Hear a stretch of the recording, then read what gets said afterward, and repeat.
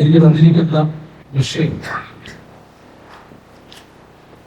ദൈവനാമത്തിന് നമ്മുടെ വിഭാഗം സമർപ്പിക്കുക. അവനോടുകൂടെ മരിക്കേണ്ടതിന് നമുക്ക് പോകാം. അപ്പൊ അതിന് വിഷം ഘട്ടം 15-ാം ഭാഷ 4-ാം ഭാഷ ജീവിത മാതൃക ഈ വിഷയവുമായി ബന്ധപ്പെടുത്തി അവരുടെ അനുഭവവുമായി ബന്ധപ്പെടുത്തി അല്പമായി നിങ്ങൾ ഒരുപാട് സമർപ്പിക്കുവാനായി ഞാൻ ഈ അവസരം വിനിയോഗിക്കുന്നു. 15-ാം ഭാഷത്തിലാകെ നമുക്കെല്ലാവർക്കും ഇതിന്റെ ആദ്യ ഭാഗം ഡീറ്റെയിൽഡായി പലരും ചർച്ച ചെയ്തു.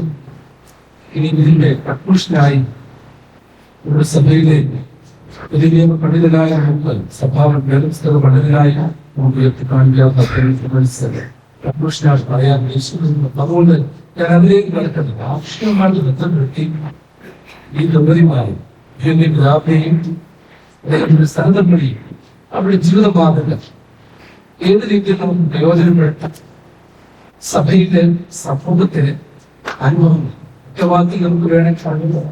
അവരുടെ പ്രാർത്ഥന, അവരുടെ സമർപ്പണം, അവരുടെ ലളിതമായ ജീവിതം, പ്രത്യേകിച്ച് സാമൂഹ്യ പ്രസക്തിയുള്ള ജീവിതം, ഇതൊക്കെ അവരുടെ ജീവിതത്തിന്റെ ഓരോരോ മാതൃകകളാണ്. ഒരു ആത്മീയ നേതാക്കന്മാരുടെ ജീവിത മാതൃകയിൽ പറയുന്നത് അവര് ഇരുന്ന് നടത്തിയ പ്രാർത്ഥനകൾ മാത്രമാണ്. ആ പ്രാർത്ഥനയിലൂടെ വെളിപ്പെട്ട അനുഭവങ്ങൾ ഒരു ജീവിക്കുന്ന അനുഭവമായിട്ട് എങ്ങനെ മാറും? അതായത് നമ്മൾ പലപ്പോഴും ഈ പാരമ്പര്യം എന്നൊക്കെ പറയുന്നത് വ്യർത്ഥമായി ചിന്തിക്കുകയാണെങ്കിൽ ജീവിച്ചിരിക്കുന്ന മനുഷ്യരുടെ ശക്തവിശ്വാസം എന്ന് വെച്ചാൽ അർത്ഥമില്ലാത്ത പാരമ്പര്യം, ട്രഡീഷണൽ സ്പിരിച്വൽ തലങ്ങൾ. ആ സ്പിരിച്വൽ തലം എന്ന് പറയുന്നത് വാങ്ങിപ്പോയ വിശ്വാസികളുടെ ആത്മീയ പിതാക്കന്മാരുടെ ജീവനുള്ള വിശ്വാസം. ഇത് രണ്ടും പാരഡോക്സാണ്. അതായത് ജീവിച്ചിരിക്കുന്നവരുടെ ചത്തവിശ്വാസവും ഉണ്ട്, വാങ്ങിപ്പോയവരുടെ ജീവിക്കുന്ന ലിവിംഗ് ഫെയ്ത്ത്. അപ്പോൾ വാങ്ങിപ്പോയിട്ടും എന്റെ നിങ്ങളുടെ വിശ്വാസം ഉറപ്പിക്കുവാൻ തക്കവണ്ണം ശ്രദ്ധേയമായ കാര്യങ്ങൾ ചെയ്ത, പ്രത്യേകിച്ച് ഈ ആശ്രമത്തിന്റെ ക്രിസ്തുശിക്ഷ ആശ്രമത്തിന്റെ സ്ഥാപകരാണ്. അവരുടെ ജീവിതം നമുക്ക് ശ്രദ്ധിക്കാം. ആമുഖമായിട്ട് അദ്ദേഹത്തിന്റെ ജീവിതത്തെ സ്വാധീനിച്ച ഒരു സംഘടനയും പ്രത്യേകിച്ച് 15-ാം ഭാഷയെ കുറിച്ച് നമുക്ക് എല്ലാവർക്കും അറിയാം. 1871 അയർലൻഡിലെ ഡബ്ലിനിൽ ജനിച്ചു. ഒരു വില്യം 15-ാം ഭാഷ എന്ന് പറയുന്ന ആംഗ്ലിക്കൻ ബിഷപ്പിന്റെ മകനായിരുന്നു. പിന്നീട് 1907 ഇന്ത്യയിലേക്ക് കടന്നു വരുന്നു. 7-ലും 8-ലും അദ്ദേഹം മിഷണറിയായി പ്രവർത്തിക്കുന്നു. 8 തൊട്ട് 14 വരെ ബാംഗ്ലൂരിലുള്ള ബിഷപ്പ് ടോട്ടൽ സ്കൂളിന്റെ വാർഡനായി ഒരു മെത്രായി പ്രവർത്തിക്കുന്നു. 15 തൊട്ട് 24 വരെ ആസാമിലെ ബിഷപ്പായി പ്രവർത്തിക്കുന്നു. അപ്പൊ ഇദ്ദേഹത്തിന്റെ ആ ഒരു തലത്തിൽ നിന്ന് വ്യത്യസ്തമായ ഒരു അനുഭവമാണ് തുടർന്ന് നമ്മൾ കാണുന്നത്. അതിനുണ്ടായ ക്ഷേത്രത്തെ പറ്റി അദ്ദേഹത്തിന്റെ പ്രസംഗത്തിലൂടെയും എതിർവിലൂടെയും നമുക്ക് മനസ്സിലാക്കാൻ സാധിക്കും. പലർത്തും അദ്ദേഹം പറയുന്നത് നമ്മുടെ എൻജിഒസിസം ക്യാമ്പിൽ ഉൾപ്പെടെ അദ്ദേഹം വായിക്കുവാനിടയായ ഒരു പുസ്തകം ഉണ്ടായിരുന്നു. ചാൾസ് ഷെല്ലന്റെ സ്റ്റെപ്സ് എന്ന പുസ്തകത്തിലേക്ക്. അതായത് 19-20 നൂറ്റാണ്ടുകളിൽ അനേകരെ സ്വാധീനിച്ച, 21-ാം നൂറ്റാണ്ടിൽ വരെ സ്വാധീനിച്ച ശ്രേഷ്ഠമായ പുസ്തകമാണ് സ്റ്റെപ്സ് എന്ന് പറയുന്നത്. അപ്പൊ അതിന്റെ അകത്ത് ഈ ചാൾസ് ഷെല്ലൻ എന്ന് പറയുന്ന മിഷണറി എഴുത്തുകാരൻ അദ്ദേഹം ഉപയോഗിച്ചിരിക്കുന്ന 4 വാചകങ്ങൾ. What would Jesus do? What would Jesus do? അതിനെ ഒന്നുകൂടി മലയാളിയെ വെച്ച് പറയുകയാണെങ്കിൽ ഞാൻ യേശുവായിരുന്നെങ്കിൽ എന്ത് ചെയ്യും എന്ന് വെച്ചാൽ ഓരോ വ്യക്തിയും ചിന്തിക്കുക, ഞങ്ങൾ യേശുവായിരുന്നെങ്കിൽ, എന്റെ സ്ഥാനത്ത് യേശുവായിരുന്നെങ്കിൽ എന്ത് ചെയ്യും. അപ്പൊ അദ്ദേഹത്തെ 15-ാം ഭാഷ ബിഷപ്പിനെ സ്വാധീനിച്ച ഒരു അനുഭവം അദ്ദേഹം തന്നെ പറഞ്ഞു. സമ്മതി ഇങ്ങനെയാണ്. ഒരു പുരോഹിതൻ, സാധാരണക്കാരനായ പുരോഹിതൻ, അദ്ദേഹത്തിന്റെ ദേവാലയ ശുശ്രൂഷയൊക്കെ നടത്തിക്കൊണ്ട് പോകുന്ന ഒരു മനുഷ്യൻ. അപ്പൊ ഓരോ ഞായറാഴ്ചയും അദ്ദേഹം വ്യത്യസ്തങ്ങളായ ചിന്തകൾ പള്ളിയിൽ പങ്കുവയ്ക്കും. അപ്പോൾ ഒരു ഞായറാഴ്ചയ്ക്ക് വേണ്ടി, പ്രസംഗത്തിന് വേണ്ടി അദ്ദേഹം ഇങ്ങനെ തയ്യാറെടുക്കുന്നു. ഞാൻ എന്താ നാളത്തേക്ക് വേണ്ടി പറയുന്നത്? അപ്പൊ ഇങ്ങനെ പലതും നോക്കിയപ്പോൾ അദ്ദേഹം കുറെ വർഷങ്ങളായിട്ട് അദ്ദേഹം ഇടയിൽ പ്രവർത്തിച്ചു. പിന്നീട് ഈ പള്ളിയിൽ വന്നപ്പോൾ പല ടൈപ്പിലുള്ള ആളുകളുണ്ട്. എല്ലാവർക്കും വേണ്ടി പറഞ്ഞു ഇനി എന്താ പുതിയതായിട്ട് വായിക്കുന്നത്. അപ്പൊ അങ്ങനെ ചിന്തിച്ചപ്പോഴാണ് അദ്ദേഹത്തിന്റെ മനസ്സിലൊരു ആശയം, ആ മിഷണറി ക്രിസ്ത്യന്റെ മനസ്സിലൊരു ആശയം, ഞാൻ യേശുവായി എന്തെങ്കിലും ചെയ്യും. അപ്പൊ സാധാരണയായിട്ട് പ്രസംഗത്തിന് 1, 2, 3, 4 പ്രസംഗം പോയിട്ട് പറഞ്ഞിട്ട് പോകും. പക്ഷെ ആ ഒരു ചിന്തയിലേക്ക് പോയപ്പോൾ അദ്ദേഹത്തിന് ഉറക്കം വരുന്നില്ല. അപ്പൊ അദ്ദേഹത്തിന് ചോദിച്ചാൽ, ഞാൻ ഒരു രോഗിതനാണ്, ഞാൻ യേശുവായിരുന്നെങ്കിൽ ഞാൻ എങ്ങനെയാ പ്രവർത്തിക്കുന്നത്? അദ്ദേഹം പേപ്പർ ചെയ്തു. ഇതിലോട്ട് നോക്കി, ഞാൻ യേശുവായിരുന്നു ഇന്ന് ജീവിച്ചു, പ്രതികാരത്തിൽ പോകത്തില്ല, നിന്ദിക്കാൻ പോകത്തില്ല, ശപിക്കത്തില്ല, ദുഷിക്കത്തില്ല, അഹങ്കരിക്കത്തില്ല. ഇദ്ദേഹം കുറെ കാര്യങ്ങൾ ഇങ്ങനെ എഴുതി. അപ്പൊ നോക്കിക്കഴിഞ്ഞപ്പോൾ, മൊത്തം നോക്കിക്കഴിഞ്ഞപ്പോൾ അദ്ദേഹം അവസാനം വിദ്യാർത്ഥി എഴുതി വെച്ചു, ദൈവമേ, ഞാൻ യേശുവായിരുന്നെങ്കിൽ ആ ഒരു ഗുണം, യേശുവിന്റെ ഒരു ഗുണം പോലും ഇത്രയും കാലത്തെ എന്റെ സർവീസിലേക്ക് ചെയ്യാൻ പറ്റിയില്ലെന്ന് അദ്ദേഹത്തിന് ഇദ്ദേഹം അദ്ദേഹത്തിന്റെ ശുശ്രൂഷയുടെ പേരിൽ പള്ളിയിൽ പ്രസംഗിച്ചു. അപ്പൊ പള്ളിയിൽ പ്രസംഗിച്ച് കഴിഞ്ഞിട്ട് അദ്ദേഹം അത് പൂർത്തിയാക്കാൻ പറ്റിയില്ല എന്ന് വെച്ചാൽ അത്രമാത്രം ഹൃദയസ്പർശിയായി കണ്ണുനീർ തൂങ്ങിക്കൊണ്ടാണ് ആ മിഷണറി പ്ലേസിൽ അത് പ്രസംഗിച്ചത്. അപ്പൊ അത് കഴിഞ്ഞപ്പോൾ സാധാരണ ആളുകൾ പ്രസംഗം കഴിഞ്ഞിട്ട് പോകും. പക്ഷെ അന്ന് അദ്ദേഹത്തിന്റെ പ്രസംഗം കഴിഞ്ഞിട്ട് ഒരു മനുഷ്യന് വെളിയിലോട്ട് പോകുന്നു. അവിടെ തന്നെ ഇരിക്കുക, ഒത്തിരി പേരുണ്ട്. അച്ഛൻ ഒന്നുകൂടി വെളിവാക്കണം, എന്താണ് ഉദ്ദേശിച്ചത്, ഞാൻ എന്ത് ചെയ്യും, എനിക്ക് ഒന്നുകൂടെ വെളിവാക്കണം.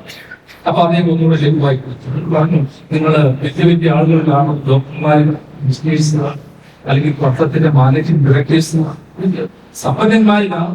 നിങ്ങളുടെ ജീവിതത്തിൽ നിങ്ങളായിരിക്കുന്ന സ്ഥാനത്തേക്ക് ഉണ്ടാകുന്ന ചെയ്യും. അപ്പൊ ഒരു 1-2 ആഴ്ച നിങ്ങൾ ധ്യാനിക്കുക, ചതിച്ചിട്ട് അതിന്റെ റെസ്പോൺസിബിലിറ്റി 2 ആഴ്ചത്തേക്ക് പോയില്ല. തൊട്ടടുത്ത ആഴ്ച തന്നെ ആളുകൾ കടന്നു പള്ളി കേട്ടിട്ട് ചാർജുകളെ ഉപയോഗിച്ചു എന്നൊക്കെ കുറെ കാര്യങ്ങൾ പറയാറുണ്ട്. ആദ്യം വന്ന് പറഞ്ഞത് അവിടുത്തെ ആ ഒരു വലിയൊരു പത്രസ്ഥാപനത്തിന്റെ MD അദ്ദേഹം വന്ന് പറഞ്ഞ, അച്ഛൻ പറഞ്ഞതുപോലെ ഞാൻ എന്റെ സ്ഥാപനത്തിൽ ചെന്നു, പത്ര ഓഫീസിൽ ചെന്നു, ആ MD കസേരയിൽ ചെന്നു. അപ്പോൾ ഞാൻ ചിന്തിച്ചു, എന്റെ സ്ഥാനം യേശുവായിരുന്നു, ഞാൻ ഈ സെൻസേഷണൽ ന്യൂസ്, കള്ള വാർത്തകൾ, ആവശ്യമില്ലാത്ത വൃത്തം പരിസ്ഥിതി അതൊക്കെ വേണ്ടി അദ്ദേഹത്തിന്റെ ആ ബോർഡ് ഓഫ് ഡയറക്ടേഴ്സിനെ ഇതൊന്നും പാടില്ല, ഇതൊന്നും ചെയ്യാം. എന്തുവാണെങ്കിലും അദ്ദേഹം ഒരു കാര്യം കൂടി പറഞ്ഞു നിർത്തിയത്, അതിന്റെ ഒരാഴ്ച കൊണ്ട് അദ്ദേഹത്തിന്റെ പത്രത്തിന്റെ പബ്ലിസിറ്റി വളരെ കുറഞ്ഞിട്ടുണ്ട്. രണ്ടാമത്തെ ഒരു വലിയ സമ്പന്നയായ സ്ത്രീയാവുകയോ വിധവയാണ്, ഓടികളുണ്ടായിരുന്നല്ലോ, അവർ പണം ആർക്കും കൊടുക്കാതിരിക്കുന്നു.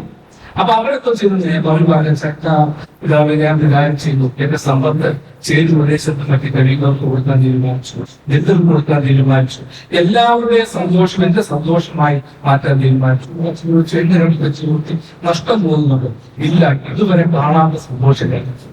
അപ്പൊ കുറെ പേര് അവരുടെ അനുഭവങ്ങൾ പറയുകയാണ്. എന്ന് വെച്ചാൽ ചെറുപ്പക്കാരെന്ന് പറയുന്നു, അവിടെ വലിയ പാട്ടുകാരുണ്ട്, വലിയ നൃത്തക്കാരുണ്ട്, വലിയ ഭക്തക്കാരെന്ന് പറഞ്ഞു ഞങ്ങൾ ചെയ്ത തെറ്റായി പോയി, മദ്യം ഉപയോഗിക്കാൻ പാടില്ല, ഇമോഷണൽ ഫീലിങ്സിന്റെ പുറകെ പോകാൻ പാടില്ല, തെറ്റിപ്പോയി. ഇതെല്ലാം ഇവർ പടിപടിയായിട്ട് ഇങ്ങനെ ഏറ്റുപറയും. ഈ ഒരു പുസ്തകം പ്രസിദ്ധമായ പുസ്തകമാണ്. ഞാൻ പറഞ്ഞില്ല, ഒരു 2 നൂറ്റാണ്ട് കാലഘട്ടം അനേകരുടെ മനസ്സിനെ സ്വാധീനിച്ചു. പത്തക്കാഭാഷയുടെ ജീവിതത്തിലെ യഥാർത്ഥത്തിൽ മനസ്സിനെ സ്പർശിച്ചതും ജീവിതത്തിന്റെ പ്രവർത്തനങ്ങൾ മാറ്റിവെച്ചതും ചാൾസ് ഷെൽഡനാൽ വിരചിതമായ പറയുന്ന പുസ്തകമാണ്. അദ്ദേഹം തന്നെ സാക്ഷിച്ചു. അതുകൊണ്ട് തന്നെ അദ്ദേഹത്തിന്റെ ജീവിതം ഞാൻ പറഞ്ഞല്ലോ, ഒരു വാർഡനായിരുന്നപ്പോഴും, എഴുത്തുകാരനായിരുന്നപ്പോഴും, പാട്ടുകാരനായിരുന്നപ്പോഴും, ഒരുപക്ഷെ ബിഷപ്പായി ആദ്യ ഘട്ടത്തിലേക്ക് പോയപ്പോഴും തോന്നാത്ത ചില കാര്യങ്ങൾ ജീവിതം. അതുകൊണ്ട് ഓർത്തോളം അദ്ദേഹത്തിന്റെ ജീവിത മാതൃകയെ കുറിച്ച് പറയുമ്പോൾ അദ്ദേഹത്തിന്റെ ആദ്യ ഘട്ടത്തെ കുറിച്ചല്ല പറയാൻ ഉദ്ദേശിക്കുന്നത്. അത് നമ്മുടെ ചരിത്രമാണ് നമുക്കറിയാം. ബിഷപ്പായി ആസാമിൽ അദ്ദേഹം തുടങ്ങിയ കാലം തൊട്ട് അദ്ദേഹത്തിന്റെ ജീവിതത്തിൽ ഒരു സെക്കൻഡ് ഹാഫ് തുടങ്ങിയ ഒരു അനുഭവം. അദ്ദേഹത്തിന്റെ ജീവിത പങ്കാളി അതൊരു ചെല്ലേക്ക് മാലിയച്ചാണ്. അതായത് അദ്ദേഹത്തിന്റെ ക്ലാരാമാർച്ചിനെ വിവാഹം കഴിക്കുന്നു, അവരെ വിവാഹം കഴിക്കുന്നു. അവർ രണ്ടുപേരോട് ഒരുമിച്ചുള്ള പ്രവർത്തനങ്ങൾ. ഈ ആസാം എന്ന് പറയുന്ന രൂപതയുടെ ഫ്രാൻസിസിന്റെ പ്രത്യേക രാജ്യത്തിന്റെ രൂപ, പ്രത്യേകിച്ച് ബ്രിട്ടീഷുകാരുടെ ഭരണകാലമുണ്ട്, അടിച്ചമർത്തലിന്റെ ഭരണകാലമുണ്ട്. ബിഷപ്പ്മാർ എന്ന് പറയുന്നത് അവർക്ക് ഒരു ലാൻഡ് ലോഡ്സിനെ പോലെ, അധികാരികളെ പോലെ കണക്കാക്കുന്ന കാലഘട്ടമാണ്. അന്ന് ഒരു കൽക്കട്ട രൂപത ഭദ്രാസനം ഡിവൈഡ് ചെയ്തു. അതിന്റെ ഒരു ഭാഗം, നോർത്ത് ഈസ്റ്റ് ഭാഗം ആസാം എന്ന് പറയുന്ന രൂപതയായി ഭദ്രാസനമായി പോയി. ഈ ആസാം രൂപതയുടെ പ്രത്യേകത എന്ന് പറയുന്നത് ഒത്തിരി തോട്ട തൊഴിലാളികളാണ്. കാരണം ബ്രിട്ടീഷുകാരും വലിയ തോട്ടങ്ങൾ നിർമ്മിച്ചു. നിങ്ങൾക്കറിയാം, തേയിലത്തോട്ടങ്ങൾക്ക് ഫേമസ് ആണ് ആസാം എന്ന് പറയുന്നത്. അന്ന് തേയിലത്തോട്ടങ്ങളിൽ നിന്നും അതിലെ പ്രവർത്തനത്തിന് വേണ്ടി, കഠിനാധ്വാനത്തിന് വേണ്ടി ധാരാളം പേര് ഗോത്രവർഗക്കാരായിട്ടുള്ള ആൾക്കാരും ദരിദ്രന്മാരായിട്ടുള്ള ഒരുപാട് പേര് അവിടെ കൊണ്ടുവന്നിറങ്ങി അവരെ കഷ്ടപ്പെടുത്തി. അവരുടെ ഇടയിലേക്കാണ് ഇദ്ദേഹത്തിന് ബിഷപ്പായിട്ടുള്ള പോസ്റ്റിംഗ്. കേവലം 9 വർഷക്കാലം മാത്രമേ അദ്ദേഹത്തിന്റെ പ്രവർത്തനം ചെയ്യുന്നുള്ളൂ. കേവലം 9 വർഷക്കാലം. പ്രായം കൊണ്ട് മാത്രമല്ല, അദ്ദേഹത്തിന് വീണ്ടും അവിടെ തുടരാമായിരുന്നു. പക്ഷെ തുടരാതിരുന്നതിന്റെ ഒരു അടിസ്ഥാനപരമായ കാര്യം നോക്കും. പ്രത്യേകിച്ച് ജനങ്ങളുടെ ദാരിദ്ര്യം, പട്ടിണി, ദുരിതങ്ങൾ എന്ന് വെച്ചാൽ അദ്ദേഹത്തിന് പലപ്പോഴും എന്താ ആംഗ്ലിക്കൻ ചർച്ചിന്റെ ആസ്ഥാനത്ത് നിന്ന് ഷോർട്ട് നോട്ടീസുകൾ എഴുതിയിട്ടുണ്ട്. ഒരു ബിഷപ്പ് എന്ന് വെച്ചാൽ ഇന്ന രീതിയിൽ പ്രവർത്തിക്കണം. ഒരു ബിഷപ്പിന് കടന്നു ചെല്ലാൻ സാധിക്കുന്ന സ്ഥലങ്ങളുണ്ട്. ഒരു ബിഷപ്പ് അദ്ദേഹത്തിന്റെ വില കളയാൻ പാടില്ല. നമുക്കറിയാവുന്നതുപോലെ പത്രോസ് മാർ ഉസ്താദിസിന് വേണ്ടി 1953 മെത്രാപ്പോലീത്ത ആക്കാൻ ശ്രമിച്ചപ്പോൾ എതിർപ്പായിരുന്നു. ദൈവത്തെ ആക്കിയാൽ ആ ബിഷപ്പിന്റെ വില പോകുമ്പോൾ വരെ സംശയിച്ചവരുണ്ടായിരുന്നു.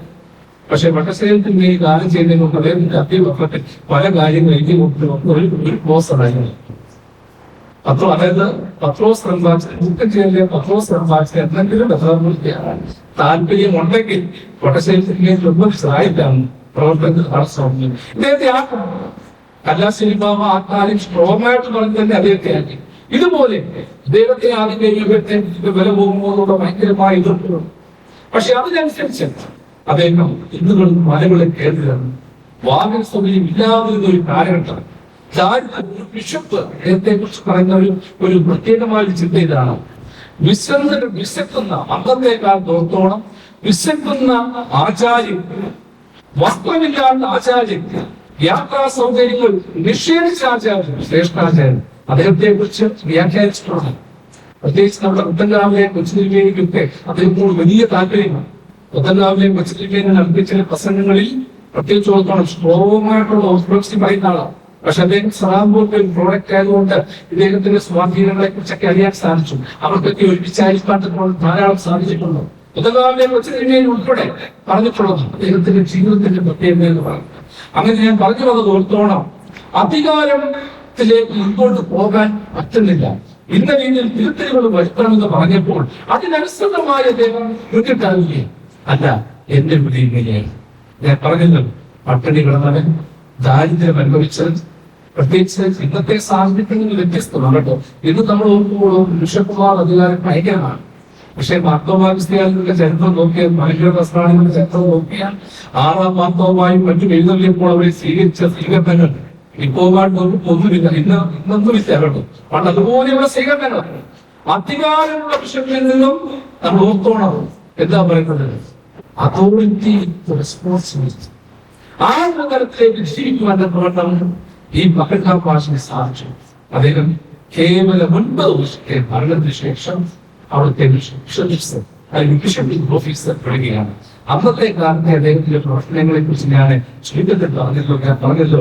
കുന്നുകളും മലകളും കയറിയിറങ്ങി അന്നത്തെ അധികാരികൾക്ക് ബിഷപ്പായിരിക്കുവാനുള്ള ഭൗതികമായ ബിഷപ്പായിരിക്കാൻ യോഗ്യതയില്ലാത്ത വിലയിരുത്തൽ നടത്തി ഏറ്റവും ദാരിദ്ര്യവും പട്ടിണിയും അനുഭവിച്ച്, എന്നാൽ ഓർത്തോണം, ഒരു കാര്യം കൂടി ഓർത്തോണം, അന്നത്തെ കാലത്ത് ഡോക്ടറേറ്റ് നേടിയ ആളാണ്.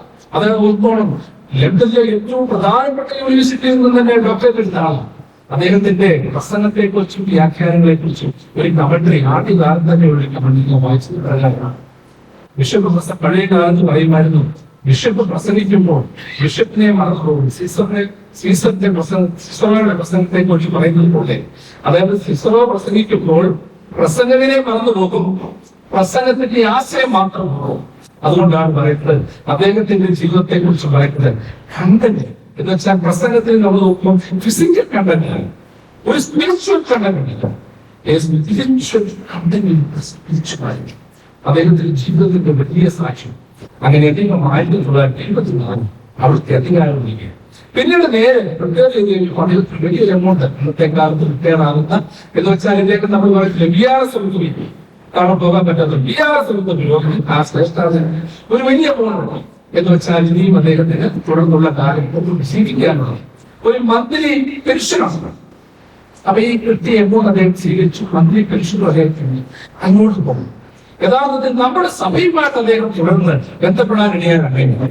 പ്രത്യേകിച്ച് നമ്മൾ പറഞ്ഞല്ലോ, മുത്തങ്കാവിലെ കൊച്ചുതിരുമേനിയുടെയൊക്കെ അങ്ങനെയുള്ള പിതാക്കന്മാരുടെ സാന്നിധ്യം, ആത്മാരുടെ സാന്നിധ്യം, അതോടൊപ്പം തന്നെ നമ്മുടെ കല്ലാശ്ശേരി ബാബായുടെ ഒരു വലിയ സാന്നിധ്യം, അതായത് ഇന്റർനാഷണൽ മിഷണറി കോൺഫറൻസിൽ ഉൾപ്പെടെ ആദ്യമായി പോയതാ 1937 എഡിൻബറോ കോൺഫറൻസിൽ വരെ പോയതാ കല്ലാശ്ശേരി ബാബ. അപ്പൊ അതുകൊണ്ട് അവിടെ ഇപ്പോൾ വലിയ സ്വാധീനമുണ്ട്. ഇങ്ങനൊരു സഭ മലങ്കര ഇന്ത്യയിലൊക്കെ തെക്കൻ ഭാഗത്ത് ശക്തമാണെന്ന് അറിയുകയും ഇവിടെയൊക്കെ കോൺടാക്ട് ചെയ്യുകയും ചെയ്യും. പ്രത്യേകിച്ച് നമ്മുടെ ഈ ട്രാൻസ്പോർട്ടൊക്കെ വരുവാനുള്ള ഒരു പ്രധാനപ്പെട്ട ലാഭമുണ്ട്. തോപ്പിൽ ടിയോ മാഫിയോ എന്ന് പറയുന്ന ഒരു വലിയ ഈ ആശ്രമത്തിന്റെ ഫണ്ടിങ് ബിഷപ്പുമായിട്ട് വലിയ ബന്ധമാണ്. അദ്ദേഹത്തെ ആദ്യകാലത്ത് അവരെയൊക്കെ തമ്മിൽ യോജിപ്പിച്ചതെന്ന് വെച്ചാൽ ഈ ബിഷപ്പ് വലിയ വോളിബോൾ കളിക്കാരൻ കൂടിയായിരുന്നു. ചിന്നത്തടാകം എന്ന് പറയുന്ന ഈ പ്രദേശത്ത് ആദ്യമായിട്ട് വോളിബോൾ കൊണ്ടുവന്നത് പോലും ബിഷപ്പ് രണ്ടാം വർഷം ഇവിടുത്തെ ഫൗണ്ടിംഗ് മെമ്പറായിരുന്ന ആ ടിയോ മാത്യുവോട് ചേർത്താണ്. അങ്ങനെ ഇവിടേക്ക് അദ്ദേഹം കടന്നിരിക്കുക. ഇതിന്റെ ഒരു ചരിത്രം കൂടി ലഘുവായിട്ട് നമ്മൾ നോക്കുമ്പോൾ അദ്ദേഹത്തിന്റെ ജീവിതത്തെ കുറിച്ച് നമ്മൾ ചിന്തിക്കുന്നത് ഏറ്റവും പ്രധാനമായിട്ട് എന്ന് വെച്ചാൽ റോഡില്ല, വഴിയില്ല, പ്രത്യേകിച്ച് അന്ധവിശ്വാസങ്ങൾ, പ്രത്യേകിച്ച് നമ്മൾ ഓർത്തോണം കുഞ്ഞുങ്ങൾ ജനിക്കുമ്പോൾ ഓർത്തോണം കുഞ്ഞുങ്ങളെ കൊന്നു കളയുന്നു. അതായത് കുഞ്ഞുങ്ങൾക്ക് ചികിത്സയില്ല, കുഞ്ഞുങ്ങൾക്ക് മരുന്നില്ല, പ്രസവ ചികിത്സ നൽകാതെയുള്ള കാലങ്ങൾക്ക് കുഞ്ഞുങ്ങളെ കൊന്നു കളയുന്നു. കുഞ്ഞുങ്ങൾക്ക് ബലി കൊടുക്കുന്ന ഒരു കാലം, കുഞ്ഞുങ്ങളെ ബലി കൊടുക്കുന്ന കാലഘട്ടം. ദേവപ്രീതിക്ക് വേണ്ടി ഒരുപാട് വിശ്വാസങ്ങളും അന്ധവിശ്വാസങ്ങളും നിലനിൽക്കുന്ന കാലഘട്ടം. അങ്ങനെയുള്ള കാലഘട്ടത്തിലാണ് അദ്ദേഹം ഇവിടേക്ക് കടന്നു വരുന്നതും 36 ക്രിസ്തു ശിഷ്യ ആശ്രമം എന്നുള്ള പേരിൽ ഈ സ്ഥാപനം ആരംഭിക്കുകയും ചെയ്തു. ഇതിന്റെ ആരംഭഘട്ടത്തെ കുറിച്ചുള്ള നമ്മുടെ രചനകളിലുമൊക്കെ വിസ്തരിക്കപ്പെട്ടു പോകുന്ന ചില കാര്യങ്ങളുണ്ട്. ഇദ്ദേഹം ഇവിടെ ആദ്യമായിട്ട് കടന്നു വരുമ്പോൾ നമ്മൾ ചിന്തിക്കുന്നത് പോലെ എല്ലാവരും അദ്ദേഹത്തെ സ്വീകരിച്ചു എന്നൊന്നും ചിന്തിക്കരുത്. ഒരു വലിയ എതിർപ്പായിരുന്നു. ഇദ്ദേഹത്തെ ഭാര്യയെ കണ്ടപ്പോൾ മന്ത്രവാദം ചെയ്യുന്നവരെന്നായിരുന്നു ആദ്യം പറഞ്ഞിരുന്നത്. മന്ത്രവാദം ചെയ്തു, അല്ലെങ്കിൽ മതം മാറ്റത്തിന് വേണ്ടി വന്നു, സായിപ്പ് വലിയ ആളായിട്ട് വന്നു എന്ന് ചിന്തിച്ചിരുന്ന ഒരു കാലഘട്ടത്തിലാണ് കേവലം ഒരു പഴയ ബൈസിക്കിൾ ആ സൈക്കിൾ ചലിച്ചിട്ടുണ്ട് ഗ്രാമാന്തരം കാണും. അത് ഈ ഒപ്പിയെന്ന് പറയുന്നത് പാപ്പെന്ന് പറയുന്ന സംഗതി പ്രത്യേകിച്ച് നമ്മുടെ ഈ പ്രദേശത്തൊക്കെ ഭയങ്കര ഉപദ്രവമാണ്. മദ്യപാന ഭയങ്കര പ്രശ്നമാണ്, പ്രത്യേകിച്ച് കുടുംബപരങ്ങളുടെ പ്രശ്നമാണ്. അതായത് എന്തോ പറയുന്നത് ഭൂഭാര്യ എന്ന പ്രശ്നമാണ്. ഇങ്ങനെയുള്ള വീടുകളിലൊക്കെ ഇദ്ദേഹം കേന്ദ്ര ഇറങ്ങി. നമ്മൾ പറഞ്ഞല്ലോ ആ സമയത്ത് ഒരു കാര്യം മനസ്സിലായത് ആ ബിഷപ്പായിരുന്നുകൊണ്ട് ഒരു വർക്കിംഗ് ബിഷപ്പായിരുന്നുകൊണ്ട് തനിക്ക് ഇങ്ങനെയുള്ള കാര്യങ്ങൾ ചെയ്യാൻ കഴിയും. എന്നാൽ അതിനപ്പുറമായ ചില കാര്യങ്ങൾ അതല്ലാതെ തന്നെ അതിന്റെ ആഡംബരങ്ങൾ ഇല്ലാതെ തന്നെ ചെയ്യാൻ സാധിക്കും. ഓർത്തോളം അതുകൊണ്ട് തന്നെയാണ് നമ്മുടെ സഭയുമായിട്ട് അദ്ദേഹം ബന്ധപ്പെട്ട് എത്തിയപ്പോൾ ആ സഭ അദ്ദേഹത്തെ സ്വീകരിച്ചു. പ്രത്യേകിച്ച് നമ്മുടെ ധാർമ്മികമാരുടെ വേഷവിധാനങ്ങളൊന്നുമല്ല, സിറിയൻ ലിറ്റൊന്നുമല്ല, ആംഗ്ലിക്കൻ ബിഷപ്പായതുകൊണ്ട് തന്നെ സഭാംഗമായി തീരുകയും സഭയുടെ വിശ്വാസങ്ങളും കാര്യങ്ങളും നിറഞ്ഞുകയും ചെയ്തു. അപ്പൊ ഞാൻ പറഞ്ഞ ഇവിടുത്തെ അന്നത്തെ ഒരു കാലഘട്ടത്തിന്റെ പ്രത്യേകത ഓർക്കുന്നു. അദ്ദേഹത്തിന്റെ ഭാര്യ ക്ലാരാവാശ്, ഇവർ രണ്ടുപേരോടൊപ്പം പ്രത്യേകിച്ച് ഞാൻ പറഞ്ഞല്ലോ പ്രസവ ചികിത്സ ഇല്ലായിരുന്ന കാലഘട്ടത്തിൽ, പ്രത്യേകിച്ച് കുഞ്ഞുങ്ങളെ കൊല്ലുന്ന കാലഘട്ടത്തിൽ, പ്രത്യേകിച്ച് അവർക്ക് എന്താ പറയുക ഒരു മെഡിക്കൽ പ്രാക്ടീഷണറും കൂടിയായിരുന്നു ക്ലാര.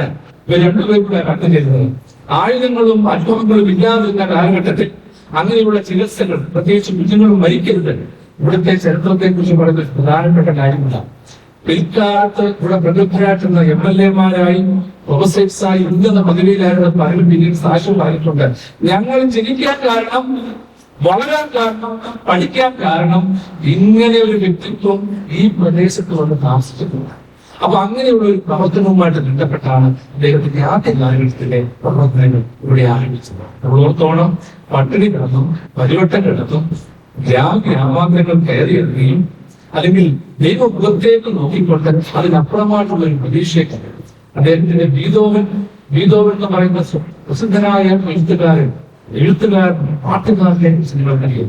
അദ്ദേഹം പറയുന്ന ഒരു കാര്യം ഇദ്ദേഹത്തിന്റെ രചനകളിൽ ആവർത്തിച്ച് നോക്കുന്നതാണ്. ബീതോവൻ പറയുന്നു, ഞാൻ അന്ധനാണ്, എതിരത്തെ എനിക്കുണ്ട്, എന്റെ മുമ്പിൽ ഞാൻ എപ്പോഴും കുറെ അന്ധകാരങ്ങളൊക്കെ കാണാറുണ്ട്.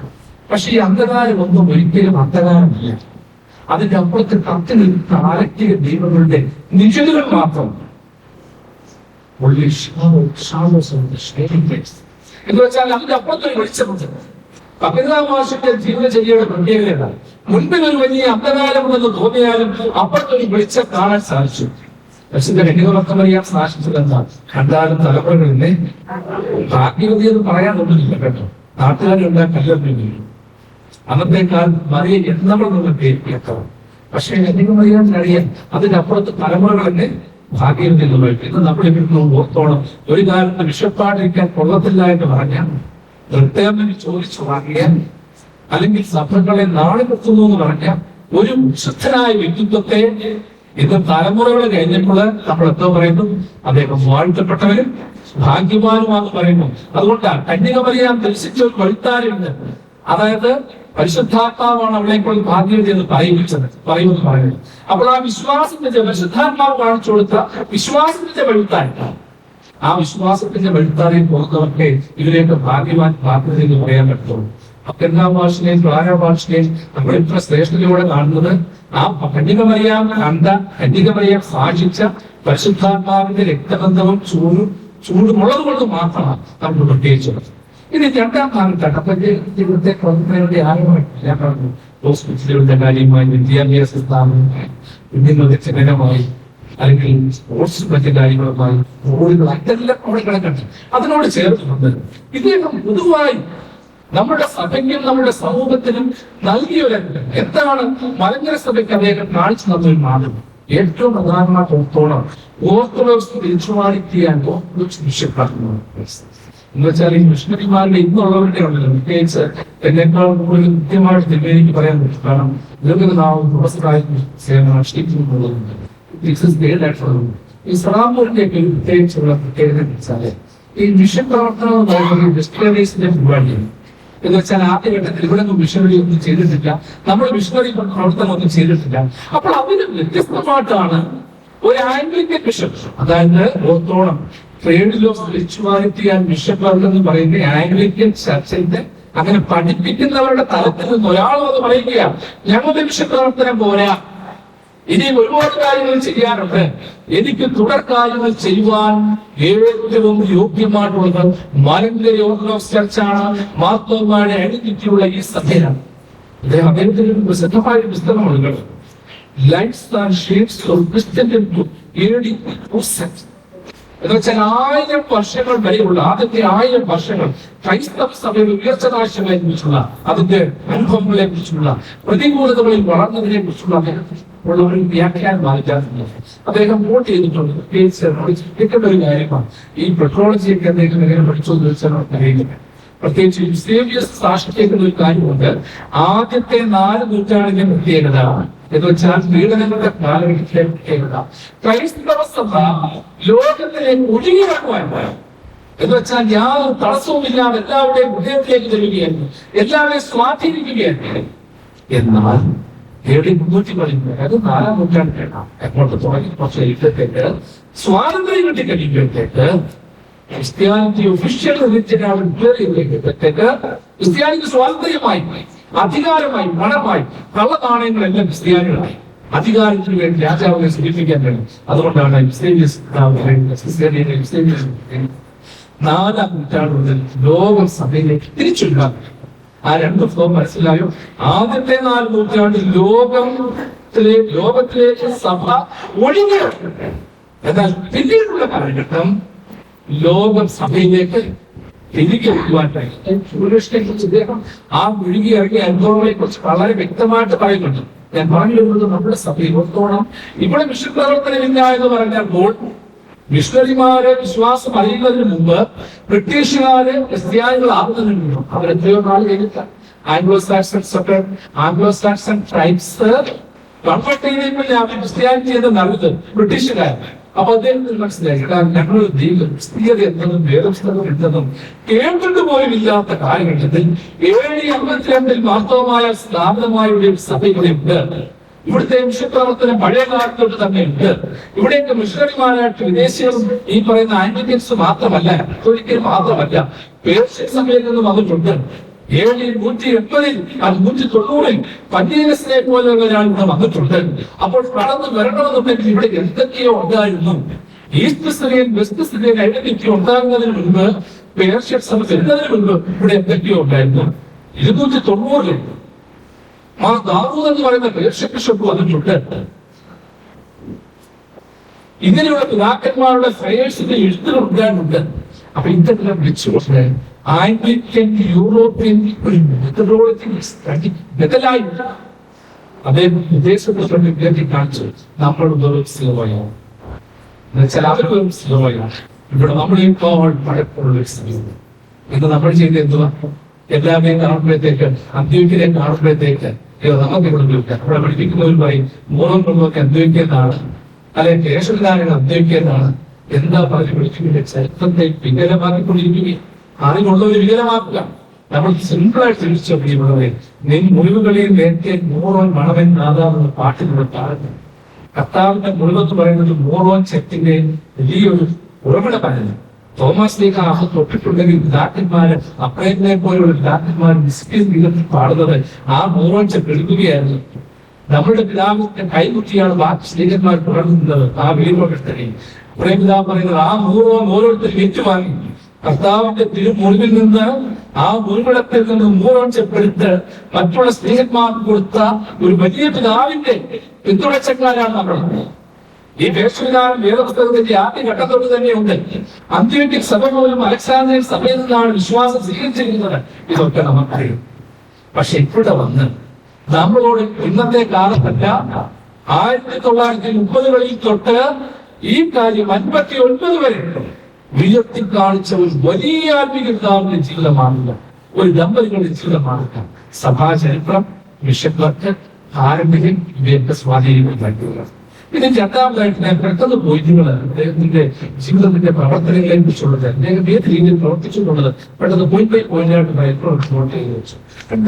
ഈ കോണ്ടസ്റ്റന്റ് മിഷൻ, അതായത് ഈ പറയുന്ന വിശ്വ 11ാം വാർഷികയും 12ാം വാർഷികയും മറ്റുള്ളതായിട്ട് നമ്മൾ പഠിക്കേണ്ട ഒരു ചരിത്രമാണ് കോണ്ടസ്റ്റന്റ് മിഷൻ. കോണ്ടസ്റ്റന്റ് മിഷൻ എന്ന് പറയുമ്പോൾ നമ്മൾ പറയത്തില്ലേ, നമ്മുടെ ചരിത്രം പഠിപ്പിക്കുമ്പോൾ ചരിത്രം പറയും, നമ്മൾ പറയാറുണ്ട് ഗ്രീക്കോ തിയോളജി പറയും. അതായത് എന്തോ പറയുന്ന ഒരു അപ്പസ്റ്റാലിക് തിയോളജി എന്ന് വെച്ചാൽ നമ്മളെ സ്പർശിക്കുന്നതല്ല. ചെറിയ കാര്യങ്ങൾ പറയും, ഒരുപാട് കാര്യങ്ങൾ പറയും. എല്ലാവരും പോകണം, എല്ലാവരും മരിക്കണം, അങ്ങനെ ചെയ്യണം, ഇങ്ങനെ ചെയ്യണം എന്ന് പറയും. ഇതൊക്കെ പറയും. ഫിലിപ്പ് പ്രഭാസിനെ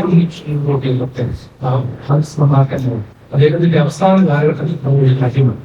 അത് മിഷൻ സെന്റർ തുടങ്ങിയപ്പോൾ അവര് ജീവിച്ചത്, അതായത്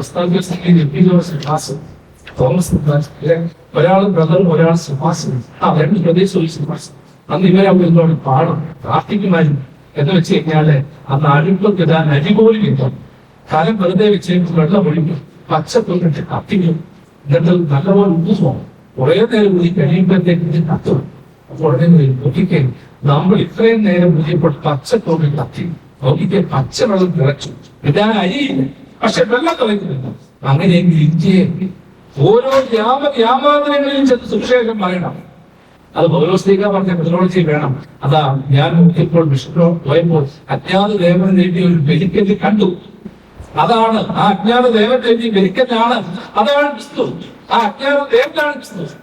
ഇന്നത്തെ കാലത്ത് പ്രൊട്ടസ്റ്റന്റുകാരുടെയും ആംഗ്ലിക്കൻസിന്റെയും എന്തിന് നമ്മുടെയും ഒക്കെ പ്രവർത്തനങ്ങൾ റീത്തിക്കുകയാണ്. ദൈവത്തിന്റെ പ്രത്യേകത ഇതാണ്. ഓർത്തോണം, ഒരു പ്രോട്ടസ്റ്റന്റ് മിഷൻ അന്നത്തെ സാഹചര്യം എന്ന് വെച്ചാൽ ഓർത്തോണം, പഴമയിൽ ഒരുപാട് അഭിമാനിക്കുകയും ഭാവിയെ കുറിച്ച് ഓർത്ത് ഭീതിപ്പെടുകയും ചെയ്യുന്ന മിഷനല്ല പ്രോട്ടസ്റ്റന്റ് മിഷൻ എന്ന് പറയുന്നത്. ആ സാഹചര്യം, ആ ചുറ്റുവട്ടം, ഇതിനെ കുറിച്ചൊക്കെ മനസ്സിലാക്കാൻ സാധിക്കണം. അതുകൊണ്ടാണ് പറയുന്നത് ഇൻകൾച്ചറേഷൻ എന്ന് പറയുന്ന കൺസെപ്റ്റ് ഇദ്ദേഹം എപ്പോഴും ഉയർത്തി കാണിച്ചു. ഇൻകൾച്ചറേഷൻ വെച്ചാൽ നമ്മൾ പറഞ്ഞതുപോലെ എല്ലായിടത്തും സത്യങ്ങളുണ്ട്, എല്ലായിടത്തും നന്മകളുണ്ട്. നമ്മളെക്കാൾ നന്മയുള്ളവരാണ് അവര്. അതുകൊണ്ടാണ് എന്താ ഭാഷയുടെ പ്രസംഗത്തിലെ ഒരു ചിന്തയാണ് അദ്ദേഹം ഒരു ധ്യാന ഗുരു കൂടിയാണ്. അതായത് എന്താ പറയുക, ഹീലിംഗ് മിനിസ്ട്രി അറിയുന്ന ഒരു പ്രധാനപ്പെട്ട അനുഭവമാണ് ഈ എക്സോസിസം. അപ്പൊ അദ്ദേഹത്തിന്റെ ഹീലിംഗ് മിനിസ്ട്രിയിലെ ഒരു ചെറിയ ടെർമിനോളജി ഇങ്ങനെയാണ്. നമ്മൾ സിമ്പിളായിട്ട് പറയും, നമ്മൾ പ്രാർത്ഥിക്കാൻ കഴിയുമ്പോൾ നമ്മൾ വിചാരിക്കും നമ്മൾ വലിയ പ്രാർത്ഥനാ മനുഷ്യനാണ്. അപ്പൊ എല്ലാവരും നമ്മൾ ഉദ്ധരിക്കുന്നവരൊക്കെ എന്തോ ദോഷം ചെയ്യുക, ശാപഗ്രസ്ത. പക്ഷെ ഞാൻ 35 ദൈവസന്നിധിയിൽ പ്രാർത്ഥിക്കുമ്പോൾ എന്നേക്കാൾ ഇരട്ടി കണ്ണുനീരോടുകൂടി എന്നെ തെറ്റി ഉദ്ധരിക്കുന്നവൻ എനിക്ക് വേണ്ടി പ്രാർത്ഥിക്കുന്നതിൽ കാണാൻ സാധിക്കും. മനസ്സിലായി? ഞാൻ കടപ്പുറത്ത് ഭാവനത്തെ ഉപദ്രവിക്കാൻ ദോഷം ചെയ്യുക അതല്ല. അതാണ് വാസ്തവ ഉയർത്തി കാണിച്ചത്. എന്നെ കണ്ണുനീരോടുകൂടി അവനിപ്പോ പ്രാർത്ഥിക്കുന്നുണ്ട്, അവനോട് എനിക്ക് വേണ്ടി പ്രാർത്ഥിക്കുന്നത് കൊണ്ടാണ് ഞാൻ ഇപ്പോൾ അവന് വേണ്ടി പ്രാർത്ഥിക്കുന്നത്. ഒന്ന് നോക്കണം. കർത്താവിന്റെ ക്രൂസിനെ ക്രൂസ് അദ്ദേഹത്തിന് ഒരു വലിയ ക്ഷേത്രം, അദ്ദേഹം ഒത്തിരി കടക്കുന്നു പറയാനുള്ളത്, അതിലേക്ക് ഞാൻ കടക്കുന്നു ഓർത്തോളം. അതുകൊണ്ടാണ് പറയുന്നത് കോണ്ടസ്റ്റന്റ് മിഷനും ഇൻകൾച്ചറേഷനും, അതായത് മറ്റ് കൾച്ചറുകളിലെ നന്മകളെടുത്ത് സാഹചര്യങ്ങളിലുള്ള സുവിശേഷീകരണത്തിന്റെ മിഷൻ പ്രവർത്തനത്തിന്റെ വീണ്ടും അടുത്തൊരു പോയിന്റ്, സബാറ്റൻ റീഡിങ്. സബാറ്റൻ റീഡിങ് എന്ന് പറയുമ്പോൾ എല്ലാവർക്കും എന്താ പറയുന്നത്, ഒരു ദളിത് തത്വശാസ്ത്രത്തെ കുറിച്ച് പറയാറുണ്ട്, ബ്ലാക്ക് വൈസിനെ കുറിച്ച് പറയാറുണ്ട്. ഇദ്ദേഹമാണ് ഒരിക്കലും ശ്രദ്ധിക്കേണ്ട കാര്യം, ഇദ്ദേഹത്തിന്റെ രചനകളും പ്രസംഗങ്ങളും ഒക്കെ അഭ്യന്തര മനസ്സുകൊണ്ട് പറഞ്ഞേ പിന്നെ ഒന്നുകൂടി പലപ്പോഴും വായിച്ചിട്ടുണ്ടെങ്കിൽ ഒന്നുകൂടി അദ്ദേഹത്തെ കുറിച്ച് വായിക്കാൻ പറയാനൊക്കെ ഒരു ശ്രമിക്കുക. പലരുടെയും ചിന്തകളിൽ ബ്ലാക്ക് വൈസിനെ അല്ലെങ്കിൽ എന്താ പറയുന്നത്, ഒരു upper class lower class strategy ഇതൊക്കെ കത്തി കാണിക്കുവാൻ. പക്ഷെ ഇദ്ദേഹം അങ്ങനെയല്ല. കർത്താവ് ബ്ലാക്കോ വൈറ്റോ അല്ല, അല്ലെങ്കിൽ കർത്താവ് പണക്കാരനെന്നോ പാവമെന്നുള്ളതല്ല. ഒരു സബാൾട്ടേൺ റീഡിംഗ്, വ്യത്യസ്തമായ ഒരു interpreted subaltern reading bishop bucket ഭാഷ. ആ റീഡിംഗ് എന്ന് പറയുന്നത് നമ്മൾ ഓർത്തോളം, ഈ സബാൾട്ടേൺ എന്ന് പറയുന്നത് ദരിദ്രര് മാത്രമല്ല. ദരിദ്രം എന്ന് പറയുന്നത് ആളുകൾ മാത്രം. സമ്പന്നന്മാരും ദരിദ്രന്മാരുണ്ട്. അതിന്റെ ഒരു വലിയ പ്രായോഗിക വക്താവായിരുന്നു. ആ ഒരു ആശയത്തിന്റെ പ്രായോഗിക വ്യക്തമായിരുന്നു ബക്കറ്റ് ഭാഷ എന്ന് പറയുന്നത്. മിടുക്കന്മാരിൽ മണ്ടന്മാരുണ്ട്, സമ്പന്നന്മാർക്ക് ഉറങ്ങാത്തവരുണ്ട്, ആരോഗ്യമുള്ളവരിൽ ആരോഗ്യമില്ലാത്തവരുണ്ട്. ഈ നിത്യമായ ആത്മീയ ഗോളത്തിൽ പകർന്നു നൽകിയ ഒരു ശ്രേഷ്ഠ പിതാവാണ് ആര് പറയുന്നത്, വീണ്ടും അടുത്തൊരു പോയിന്റ്, അടുത്തൊരു പോയിന്റ് ഡയലോഗ്. മിഷൻ എന്ന് പറയുന്നത് ഓർത്തോളം പ്രസംഗം മാത്രമല്ല, സംവേദനമാണ്. പ്രത്യേകിച്ച് ഇന്ത്യൻ തിയോളജീസ് പഠിച്ചിട്ടുള്ള എല്ലാവർക്കും അറിയാം, ഫേമസ് ആയിട്ടുള്ള ഒരുപാട് പേരുണ്ട്. ബ്രഹ്മബാന്ധ ഉപാധ്യായ, ടി ചെച്ചയ്യ, വെങ്കൽ ചക്രി, ഇവരൊക്കെ 20-ാം നൂറ്റാണ്ടിന്റെ ആരംഭത്തിൽ 19-ാം നൂറ്റാണ്ടിന്റെ അവസാനത്തിൽ ഇന്ത്യൻ ക്രിസ്തീയ ഗോളത്തിൽ സുവിശേഷങ്ങൾ ധാരാളമായി പറഞ്ഞിട്ടുള്ളവരാണ്. സാറും സുന്ദരസിംഗ് ഇവരൊക്കെ ശക്തമായി ഏർപ്പെട്ടവരാണ്. ഇവരുടെയൊക്കെ മാതൃക പിന്തുടർന്നുകൊണ്ട് മിഷന്റെ ഡയലോഗ് ാണ് ആ ഒരു ആശയം മിഷൻ പ്രത്യേകത നമ്മൾ പറയപ്പെടുമെങ്കിൽ അതിനും നാളുകൾക്ക് മുൻപ് എന്ന് വെച്ചാൽ പഴയ കാലത്ത് ഒരു രീതി ഉണ്ടായിരുന്നു. അതായത് എന്തെങ്കിലും തർക്കങ്ങൾ വന്നു കഴിഞ്ഞാൽ കൺസെപ്റ്റ് തന്നെയുള്ളതാണ്. യുദ്ധങ്ങളല്ല ആദ്യം വേണ്ടത് എന്ന് വെച്ചാൽ ചർച്ചകൾ, എന്ന് വെച്ചാൽ ഒരു ചർച്ച നടത്തുക, ഇന്റലക്ച്വലായിട്ടുള്ള ഡിസ്കഷൻസ് നടത്തുക. ഇപ്പൊ യുദ്ധം വരുക, നമ്മളൊരു ഉദാഹരണം പറയുകയാണ്, ദാവീദും ഗോലിയാത്തുള്ള യുദ്ധം. അത് ജയിച്ചു, അപ്പൊ ഉടനെ ഫിലിസ്തീൻ കൊടുത്തു, ഓടിപ്പോയി. അവർ വിലകേണ്ടതായിട്ടല്ല, അത് തന്നെ. തോമസ് ഇന്ത്യയിലേക്ക് വന്നു. അദ്ദേഹത്തിന്റെ ആദ്യ കാലഘട്ടത്തിലെ സുവിശേഷം എങ്ങനെയാണെന്ന് അറിയാമോ? അത്ഭുതങ്ങളൊക്കെ പ്രവർത്തിച്ചു. അത് നമ്മുടെ ഇന്ത്യൻ കൺസെപ്റ്റ് എന്ന് പറയുന്നത് ഒരു വലിയ ആശയമായിട്ട് വന്നാൽ ആ രാജ്യത്തിലെ പണ്ഡിതനായ യുദ്ധനെ പിടിച്ച് ഫ്രണ്ടിലിരുത്തും, അവരുമായിട്ട് ഡിസ്കസ് ചെയ്യുക. നിങ്ങൾ ചരിത്രം വായിച്ചാൽ അറിയാൻ, മേരണ കൈമന്മാർ, വെട്ടിവാള കൈമന്മാർ എന്ന് പറയുന്ന ഒരു ഭാഗമുണ്ട്. അതായത് മേരണത്തെ ആദ്യകാല ഭരണാധികാരികളാണ്. തോമസ് ലീഗ വന്നപ്പോൾ അവർ ബ്രിട്ടന്മാരും അന്നത്തെ അധികാരികളും തോമസ് ലീഗയോട് അപ്പൊ വന്നപ്പോൾ മുഖ്യ ആശയം പറഞ്ഞപ്പോൾ എന്തോടുത്തറിയാം, അവർ പ്രതിനിധികളെ വെച്ചു അങ്ങോട്ടും ഇങ്ങോട്ടും ചർച്ചകളൊക്കെ നടത്തി. ചർച്ച നടത്തി കഴിയുമ്പോഴത്തേക്ക് അവർ തോറ്റു. അവിടെ അവരെന്തോടുത്തറിയാമോ, അവരുടെ അധികാരങ്ങളും ആധാരങ്ങളും എല്ലാം അവരുടെ തൃത്വവാരീശ്വര ക്ഷേത്രത്തിൽ കൊണ്ട വെച്ചിട്ട് അവർക്ക് ഒളിച്ചോടി, ശ്രമിച്ചിട്ട് ഒളിച്ചോടി എന്നാ പറയുന്നത്. അപ്പൊ അങ്ങനെയുള്ള ഒരു ചിന്ത ഉണ്ടായിരുന്നു. ചർച്ചകൾ നടത്തുക, അക്രമമല്ല. അതായത് വിശ്വാസങ്ങൾക്കെതിരായിട്ട് പറഞ്ഞാൽ, ആത്മീയ കാര്യങ്ങൾക്കെതിരായിട്ട് പറഞ്ഞാൽ തർക്കമുണ്ടാക്കുക തന്നെ. അതിനപ്പുറമായ ഫലം ഉയർത്തിക്കൊണ്ടിരുന്നു. അന്നത്തെ കാലത്ത്, പഴയ കാലത്ത് ഇപ്പോഴത്തെ പണ്ഡിതസ്ഥയെ വിളിച്ചു വരുത്തിയത് അങ്ങനെയാണ്. അലക്സാണ്ടർ സ്കൂളിന്റെ ഹെഡിനെ വിളിച്ചു വരുത്തി എങ്ങനെയാണ്? ഇവിടെയുള്ള ക്രിസ്ത്യാനികളെ ചിന്തിച്ചുകൊള്ളാൻ ഞങ്ങൾക്ക് പറയാൻ പറ്റത്തില്ല, പറയാൻ വിദ്യയുള്ളവൻ പറയണം, വിവരമുള്ളവൻ പറയണം. അതായത് എല്ലാവരും ഉപദേഷ്ടാക്കന്മാരല്ല. അതുകൊണ്ട് മിഷൻ ഡയലോഗ് എന്ന് പറയുന്ന ഒരു കൺസെപ്റ്റ് എന്ന് വെച്ചാൽ ഈ മിഷൻ ഗവൺമെന്റ് ഞാൻ പറഞ്ഞല്ലോ, സുവിശേഷീകരണം മാത്രമല്ല, സമൂഹത്തിന്റെ എല്ലാ തരത്തിലും ഒരു ഡയലോഗിക്കൽ കൺസെപ്റ്റ് പ്രധാനമാണ്. ഒരു മധ്യവർത്തി ഉണ്ടാണ്. ഈ സഭയിലെ കേസുകളിലൊക്കെ ഭാഷ വളരെ വ്യക്തിതരായി. അദ്ദേഹം എപ്പോഴും പറയുമായിരുന്നു, നമ്മുടെ സഭയിലെ മലങ്കരി ഓർത്തഡോക്സ് സഭയിലെ പ്രശ്നം എന്ന് പറയുന്നത് സമ്പത്തല്ല, പഴക്കമല്ല, പഴമയല്ല, പഠനങ്ങളല്ല, ഇതൊന്നുമല്ല ഇവിടുത്തെ പ്രശ്നം. നിങ്ങൾക്ക് മനസ്സിലാക്കാൻ പറ്റാറുള്ളൂ. പ്രത്യേകിച്ച് മട്ടശ്ശേരി തിരുമേനിയുടെ കാലഘട്ടത്തിൽ ഒരു കാര്യം പറയുവാനോ, അദ്ദേഹത്തെ പഠിക്കുന്ന വർഷം ചർച്ചകളും മറ്റു ചർച്ചകളുമായിട്ട് ബന്ധപ്പെടണമെന്ന് പറഞ്ഞുകൊണ്ട് പിന്നീട് ആവർത്തിച്ചു മട്ടശ്ശേരി തിരുമേനി പറയുന്നുണ്ടായിരുന്നു. ഇപ്പോഴോ ആദ്യം ഒരു കാര്യം ചെയ്യുമ്പോൾ നമ്മുടെ ഇടയിൽ നിന്ന് പോയ മാർത്തോമാക്കാൻ നമ്മുടെ അസ്ഥിയിൽ നിന്നും വസ്തിയും മാംസത്തിൽ നിന്നുള്ള മാംസം അവരുമായിട്ടൊരു ഡയലോഗ് ഉണ്ടാക്കുക, അല്ലെങ്കിൽ ഇവിടുത്തെ മറ്റുള്ള ഇതര മതസ്ഥരുമായിട്ട് ഡയലോഗ് ഉണ്ടാക്കുക. അതിനുശേഷം അത് യൂണിവേഴ്സിറ്റി ഡയലോഗ് മതശൈലി ജില്ലയിൽ പ്രസക്തമായിട്ട് തന്നെ ഓർന്നു പോവുകയും. ഇനി അടുത്തതായിട്ട് അദ്ദേഹത്തിന്റെ ജീവിതത്തിൽ നിന്ന് നമ്മൾ മനസ്സിലാക്കുന്ന ഒരു കാര്യം, ഇന്ത്യൻ ആശ്രമ മൂവ്മെന്റ്സ് എന്ന് വെച്ചാൽ ആശ്രമ മൂവ്മെന്റ്സുകളെ കുറിച്ചുള്ള അദ്ദേഹത്തിന്റെ പഠിപ്പിക്കലുകളും അദ്ദേഹത്തിന്റെ വ്യാഖ്യാനവും, അതായത് മിഷണറി പ്രവർത്തനത്തോട് ചേർന്ന് തന്നെ എങ്ങനെ ഒരു പുതിയ മാതൃക, ഒരു ജീവിത മാതൃക ആശ്രമ പ്രസ്ഥാനത്തിലുള്ള നമ്മൾക്കറിയാം. ഈ മൊണാസ്റ്റിക് കമ്മ്യൂണിറ്റികളിലെ ഫസ്റ്റ് ഓർഡർ, ഈ ഫസ്റ്റ് ഓർഡർ എന്ന് വെച്ച് കഴിഞ്ഞാൽ ലോകമായിട്ട് ബന്ധമേയില്ല, അവരങ്ങ് ഉള്ളവരിലൊക്കെയാണ്, വെളിയിലോട്ട് വരുന്നേയില്ല. രണ്ടാമത്തെ ഓർഡർ എന്ന് പറയുമ്പോഴത്തേക്ക് അവർ ലോകവുമായിട്ടൊക്കെ ബന്ധപ്പെടുന്നുണ്ട്. എന്ന് വെച്ചാൽ അവര് ഉപദേഷ്ടാക്കളാണ്, പല സാമൂഹിക പ്രവർത്തകരാണ്. Second order. ഈ തേർഡ് ഓർഡർ എന്ന് പറയുന്ന ഒരു കൺസെപ്റ്റ് ഉണ്ട്, അതായത് ഒരു ഫാമിലിയും ബാക്ക്ഗ്രൗണ്ടുമായിട്ട് ബന്ധപ്പെടണം. എന്ന് വെച്ചാൽ ഒരുപക്ഷെ നിങ്ങൾക്കൊക്കെ തന്നെ ഒരു തേർഡ് ഓർഡറിന്റെ ഭാഗമാകാൻ പറ്റും. നിങ്ങൾ കല്യാണം കഴിച്ചു, പിള്ളേരൊക്കെ ആയെന്ന് വിചാരിച്ചു, അതുകൊണ്ട് നിങ്ങൾ സന്യസ്തരാകണമെന്ന്. അതുകൊണ്ടാണ് നമ്മുടെ തിയോളജിയിൽ ഒരു കാര്യം പറയുന്നത്, ഈ വെർജിനിറ്റിയെ കുറിച്ച് പറയുമ്പോൾ പ്രത്യേകിച്ചുള്ള പ്രധാനപ്പെട്ട, അതായത് വിവാഹിതരായവരെ സംബന്ധിച്ചിടത്തോളം അവരും വെർജിനിറ്റി പോകുന്നില്ല. അതുകൊണ്ട് ആ സ്വസ്ഥി പാടുന്നത് നാന്തനി കാത്തോല കന്യാസ്ത്രീകളെ ചാൻസാറ് കന്യാസ്ത്രീകളുള്ള വാക്കാണ്. കല്യാണത്തിൽ നമ്മൾ ഉപയോഗിച്ചിട്ട് സതിമാരുടെ കുട്ടി എന്ന് പറയുന്നത്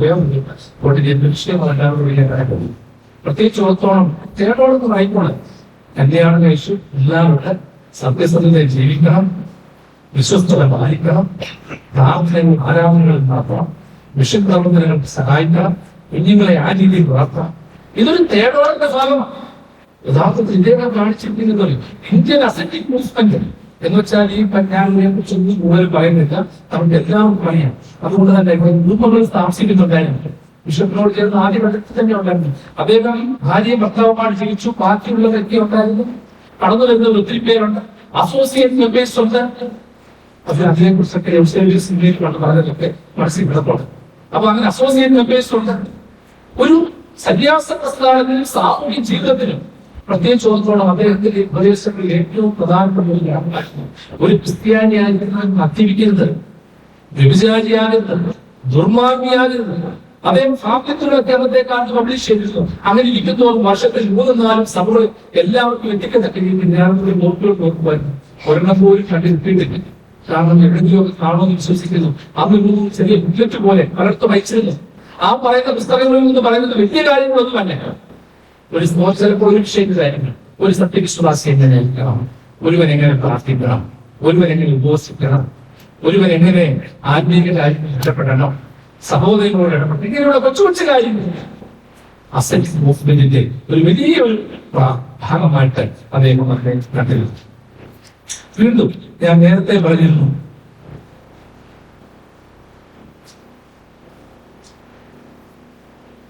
അദ്ദേഹത്തിന്റെ ജീവിതത്തിലെ ഇന്ത്യനൈസേഷൻ ഓഫ് ക്രിസ്ത്യാനിറ്റിയെ കുറിച്ച് പറഞ്ഞപ്പോൾ ഒരു കാര്യമില്ല.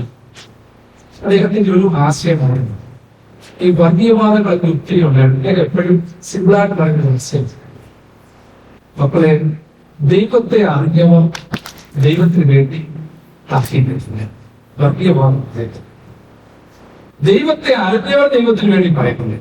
എന്നാൽ ദൈവത്തെ അറിയാത്തവർ ദൈവം ആരാണെന്ന് അവരുടെ അറിവില്ലായ്മയിലൂടെ വരച്ച് കാണിക്കാൻ ശ്രദ്ധിക്കുന്ന ചില കൺസെപ്റ്റുകൾ ഈ വർഗീയതയുടെ ഫണ്ടമെന്റലിസം തിരുമേനി എപ്പോഴും ആ കാര്യങ്ങളുണ്ട്. ചുരുക്കത്തിൽ സമയം നീണ്ടു പോവുകയാണ്. ഞാൻ പെട്ടെന്ന് പ്രസിദ്ധീകരിക്കട്ടെ. ധാരാളം കാര്യങ്ങൾ ഇനി കൂടുതലായിട്ട് ബന്ധപ്പെട്ട് പറയാറുണ്ട്. അദ്ദേഹത്തിന്റെ സോഷ്യൽ ആക്ടിവിറ്റീസില് ഞാൻ നേരത്തെ പറഞ്ഞിട്ടുണ്ട്, നമുക്ക് അറിയേണ്ട ചില കാര്യങ്ങളൊക്കെ പറഞ്ഞു ബേസിക്കായിട്ടുണ്ട്. മലങ്കര സഭയിലെ ഓരോ ദേവാലയങ്ങളിൽ പ്രത്യേകിച്ച് കടന്നു ചെന്ന് അദ്ദേഹത്തിന്റെ ഞാൻ മുമ്പേ ഒരു വാക്ക് പറഞ്ഞു, ഈ ഹീലിംഗ് മിനിസ്ട്രി എക്സ്പോസത്തെ കുറിച്ച് പറഞ്ഞു. വലിയ പശ്ചാത്താപത്തിന്റെ വലിയ സന്ദേശം, പ്രത്യേകിച്ച് അന്നത്തെ കാലഘട്ടത്തിലെ ഈ സാധു കൊച്ചുദേശിയെ പോലെയുള്ള അല്ലെങ്കിൽ അങ്ങനെയൊക്കെയുള്ളവരുടെ ഉപദേശങ്ങൾ, പിന്നീട് വന്ന പ്രൊട്ടസ്റ്റന്റ് മിഷണറിമാരുടെ സ്വാധീനങ്ങൾ, പെന്തക്കോസ്തൽ കാര്യങ്ങൾ, ഇതെല്ലാം ഉയർന്നു വന്നപ്പോൾ നമ്മൾ ആരും ശ്രദ്ധിക്കാത്ത പറഞ്ഞു പോകുന്നൊരു കാര്യം നമുക്ക് തോന്നും, എന്താ ഭാഷ പറയുന്നില്ല ഈ സഭയ്ക്ക് വേണ്ടി എന്ത് ചെയ്തു. ഞാൻ പറഞ്ഞല്ലോ, കഷ്ടപ്പെട്ടു, ത്യാഗങ്ങൾ അനുവദിച്ചു, ഒപ്പനങ്ങൾ അനുവദിച്ചു, സ്ഥാപനങ്ങളും മിക്ക സ്ഥാപനങ്ങൾ മിഷണറി ആറ്റിറ്റ്യൂഡുകൾ ഡെവലപ്പ് ചെയ്തു. നമ്മുടെ സഭയ്ക്ക് വേണ്ടി സഭയിൽ ആരും പറയാത്ത രീതിയിൽ ഈ മലങ്കര സഭ എങ്ങനെയായിരിക്കണം എന്നുള്ള കാര്യങ്ങളൊക്കെ അദ്ദേഹം പഠിപ്പിച്ചു. പക്ഷെ അദ്ദേഹം നമുക്ക് പഠിപ്പിച്ചു തന്ന വലിയൊരു കാര്യങ്ങളുണ്ട്. ഇറക്കാത്മീയതയില്ലാത്ത നമ്മൾ പറയുന്ന സ്പിരിച്വാലിറ്റിയെ കുറിച്ച് പ്രത്യേകിച്ച് അഭിനന്ദനെ പേടിച്ച ഇതിലേക്ക് ആരാധനയെ കുറിച്ചൊക്കെ പറയും, നമ്മുടെ സൗകര്യത്തെ കുറിച്ചും പ്രാർത്ഥനയെ കുറിച്ചും അതിലെ ഒരു കാമസിനെ കുറിച്ചൊക്കെ എപ്പോഴും ഇങ്ങനെ പറയാം. പ്രത്യേകിച്ച് അദ്ദേഹം ഈ 15-ാം വാർഷിക ഉപദേശങ്ങളിലും ഫാബ്ലറ്റുകളിലും ഉണ്ടാകുന്ന ഒരു ആശയം നമ്മൾ പറയുന്നത് ഈ പ്രാർത്ഥന ഈസ്റ്റേൺ സ്പിരിച്വാലിറ്റി എങ്ങനെയായിരിക്കണം. അതൊക്കെ പറയുന്നില്ല. നമ്മൾ പറഞ്ഞു, ഇദ്ദേഹം ഹിസ്റ്റോറിയനാണെന്ന് ഞാൻ പറയാം, ചരിത്ര പണ്ഡിതനോ പറഞ്ഞു. അദ്ദേഹം പറഞ്ഞു, നിങ്ങൾ നിങ്ങളുടെ ചരിത്രത്തിന്റെ ഉറവ നോക്കി മുകളിലോട്ട് പോയി, മേപ്പോട്ട് പോയി, എവിടുന്ന് വന്നു എവിടുന്ന് പറയും. എന്നാൽ നിങ്ങളിൽ നിന്ന് രൂപപ്പെട്ട, നിങ്ങൾ ത്യാഗം സഹിച്ച് വളർത്തി പ്രാർത്ഥനാപൂർവം സംവേദിച്ച ദിവ്യ അനുഭവങ്ങൾ ക്രിസ്തീയ ഗോളത്തിന് നൽകിയ സംഭാവനകൾ. ഇങ്ങനെയുള്ള ഒരു പിതാവിനെ കുറിച്ച് ധ്യാനിക്കുന്നത് അനുഭവം. ഇങ്ങനെയുള്ള ഒരു അദ്ദേഹത്തിന്റെ സഹതം ഇത്രമാത്രം ലളിതമായി ജീവിച്ച് ഇത്രമാത്രം അപ്പടി കടന്ന് ഒരു ബിഷപ്പിന്റെ വ്യക്തി. അദ്ദേഹം കല്യാണം കഴിച്ചതിനെ കുറിച്ച് നോക്കണം. 1916 കല്യാണം കഴിച്ചത്. 1916 ബിഷപ്പൊക്കെ എടുത്ത അതിന്റെ ഒരു ചരിത്രം കൂടി രസാപകമായ ചരിത്രമുണ്ട്. അതായത് പാരായം വിവാഹം കഴിച്ചു കൊടുത്തപ്പോൾ ബിഷപ്പിന്റെ വൈഫായിട്ട് ഇനി എന്തോ വേണം, അവരൊരു നല്ല എഴുത്തുകാരിയായിരുന്നു, എഴുത്തുകാരിയായി, ഇനി എന്തോ വേണം, ബിഷപ്പിന്റെ വ്യക്തിയായിട്ടാണല്ലോ തോന്നുന്നത്. എല്ലാ സുഖസൗകര്യങ്ങളും നിങ്ങൾക്കുണ്ടല്ലോ, ഒരു ബുദ്ധിമുട്ടുകളും നിങ്ങൾക്ക് വരത്തില്ലല്ലോ. കാരണം അന്നത്തെ കാലത്ത് വാഹനങ്ങൾ ഉൾപ്പെടെ കൊടുക്കുന്ന കാലഘട്ടമാണ്, അല്ലെങ്കിൽ വേലക്കാരെ ഉൾപ്പെടെ കൊടുക്കുന്ന കാലഘട്ടം. പാരാവാസിനെ കുറിച്ച് പറയുന്നത് സേവകരായി കൊടുത്തവരുടെ സേവ ചെയ്ത ഒരു മകനെയാണ്. എന്താ വെച്ചാൽ നമ്മൾ പറയത്തില്ല, വീട്ടിൽ നമ്മൾ ജോലിക്ക് ആളെ വെച്ചു, എന്നിട്ട് ആ ജോലിക്ക് ആളെ വെച്ചിട്ട് നമ്മൾ ചിലപ്പോൾ കളിയാക്കി പറയും, വേലക്കാരിയുടെ വേല പോലും ഞാൻ ചെയ്യേണ്ടത് ഇല്ലല്ലോ. ഇത് സത്യമായി പാരാവാസിനെ വേലക്കാരന്മാരുമായിട്ട് വന്നവരുടെ ശുശ്രൂഷകനായി പോലും പ്രവർത്തിച്ചു. മറ്റുള്ളവർ നിങ്ങൾക്ക് ചെയ്യണമെന്ന് ആഗ്രഹിക്കുന്നത് നിങ്ങളെ തീർച്ചയായിട്ടും അദ്ദേഹത്തിന്റെ ജീവിതമാണ് സഭയെ കുറിച്ച് കൂടുതൽ പഠിക്കുക. എന്റെ സഭ പഴക്കം, എന്റെ സഭ പൗരാണികൾ, എന്റെ സഭയിലെ പ്രാർത്ഥന വലുതാണ്. പരമ്പരത്തിന് വേണ്ടി വട്ടശരീരത്തിന് വേണ്ടി ഈ സഭയെ ജീവിച്ച വലിയ പരിശുദ്ധ അനുഭവത്തിലേക്ക് പോയെങ്കിൽ, വലിയ അനുഭവങ്ങളിലേക്ക് പോയപ്പോൾ ഈ സഭയിൽ നിൽക്കുന്നവർക്ക് മറ്റെങ്ങും പോകും, ഇളക്കാറ്റിയിലേക്ക് പോകും, ചരിത്രത്തിൽ വിദേശത്തേക്ക് പോകും, ഇവിടെ തന്നെ മതി. അക്കരിയാക്കുകയുടെ ആത്മമാരുടെ മലങ്കര കഥാപൊലിക്കാമാരുടെ ആധുനികമാരുടെ വളർന്ന് പരിലസിച്ച് വസിക്കുന്ന എങ്ങോന്നും മാറ്റി നടാത്ത ഇവിടെ തന്നെ രൂപപ്പെട്ട സഭയുടെ ആ പൈതൃകം ഉജ്ജ്വലിപ്പിക്കുവാൻ ഈ മാതാവിന്റെ വലിയ പിതാവിന്റെ മാതാവിന്റെ പ്രാർത്ഥിക്കും. കുറേ കാര്യങ്ങൾ ഞാൻ എഴുതിക്കൊണ്ടിട്ടുണ്ട്. അത് മറ്റേതെങ്കിലും അവസരത്തിലെ ആത്മികമായിട്ട് തന്നെ ആ കാര്യങ്ങൾക്ക് ആത്മികമായിട്ട് ചെലുത്തേണ്ടത് ശ്രദ്ധിക്കുന്നു. പ്രത്യേകിച്ച് ഞാൻ സന്തോഷത്തോടുകൂടി ഒരു കാര്യം ഓർത്തു പോകുന്നത്, കഴിഞ്ഞ ആഴ്ച വിളിച്ച് അതിവെളുപ്പിനെയാണ് വിളിച്ച് ഈ ഒരു ഉത്തരവാദിത്തം വിളിച്ച് നമ്മുടെ പ്രോഗ്രാമൊക്കെ ചാർട്ട് ചെയ്തേ എങ്കിൽ ഇങ്ങനെ ഒരു വിഷയം വേണമെന്ന് തീർച്ചയായിട്ടും പിതാവിനെ കുറിച്ച് ഓർക്കണമെന്ന് പരിശുദ്ധാത്മാവത്തോടെ ശ്രമിക്കും. അത് കൂടുതലെ ഒന്നും ഞാൻ വിശ്വസിക്കുന്നു. പറയുന്ന വിശ്വാസം പറയേണ്ടത് ആവിഷ്കരിച്ചില്ലെങ്കിൽ തന്നെയാണ് പറയും. ഇന്നത് പറയണം. പ്രത്യേകിച്ച് അഭ്യന്യ തിരുമേനിയോടുള്ള സ്നേഹം ഒറ്റ ഭാഷയിൽ അറിയുകയാണ്. എന്റെ ചെറുപ്പത്തിൽ പ്രത്യേകിച്ച് ഞാൻ ചെറുകാലത്ത് കൂടുതലായിട്ടാണ് ഒറ്റരാക്കുന്നത് തിരുമേനിയുമായിട്ട് പ്രോത്സാഹനമായിട്ട് ഒരു നല്ല സുവിശേഷങ്ങളായി എല്ലാ പള്ളികളിലും പോയി യാതൊരു പിടികളവും കൂടാതെ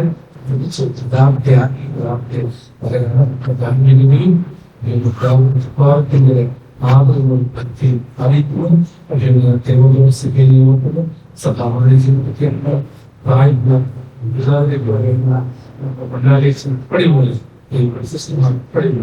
എല്ലാവരെയും